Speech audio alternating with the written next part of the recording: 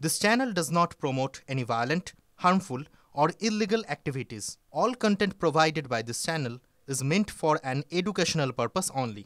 বাহ, এবার হয়েছে স্বাদ। হ্যাঁ, অপূর্ব স্বাদ। MDH এর চাঙ্কি চাট মশলা, জীবনে আসল স্বাদ জাগলো। আসল মশলা yes MDH। আরও একটা খবর অত্যন্ত গুরুত্বপূর্ণ। এবার শিয়ালদা স্টেশনে ফেসিয়াল রিকগনিশন ক্যামেরা। পূর্ব ভারতের মধ্যে প্রথম শিয়ালদা স্টেশনে বসছে এই ক্যামেরা। যাত্রীদের মুখের ছবি তুলে ডেটাবেসে থাকা অপরাধীদের তথ্যের সঙ্গে মিলিয়ে দেখবে এই বায়োমেট্রিক সিস্টেম। দেখুন,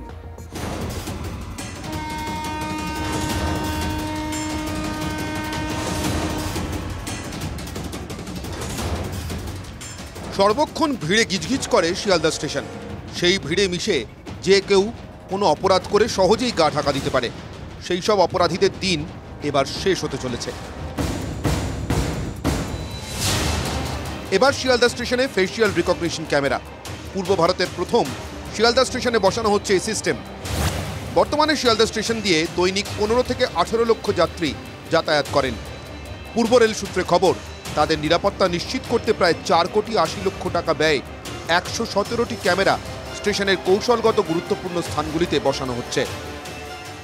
কৃত্রিম বুদ্ধিমত্তা চালিত ফেস রেকগনিশন ক্যামেরা ক্রিটিক্যাল পজিশনে 117টাকে এই ধরনের ক্যামেরা লাগানো হবে।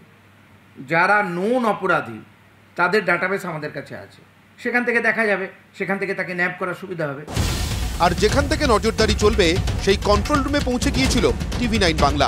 এই ক্যামেরায় সামনে যদি অপরাধীরা চলে আসে কোনো সময়, তখন সেই ক্যামেরার মাধ্যমেই RPF এর যারা মূলত ট্র্যাক করছেন তাদের কাছে তথ্য চলে যাবে যে কোথায় কোন প্ল্যাটফর্মে এই অপরাধীরা লুকিয়ে রয়েছে।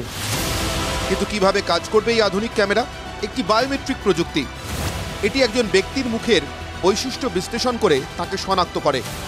স্টেশনে ঢোকার পর এটি ডিজিটাল ছবি বা ভিডিও ফ্রেমে চোখ, নাক, মুখ এবং মুখের গঠন স্ক্যান করবে। যদি ডেটাবেসে থাকা কোনো অপরাধী ক্যামেরার সামনে বা নির্দিষ্ট সীমানার মধ্যে চলে আসে, তাহলে ওই ক্যামেরা সহজেই তাকে চিহ্নিত করতে পারবে।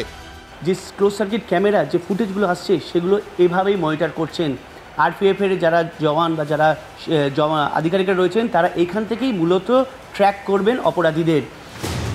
2026 সালের মধ্যে মোট 500টি ক্যামেরা শিয়ালদা ডিভিশনের বিভিন্ন জায়গায় বসানো হবে বলে রেল সূত্রে খবর।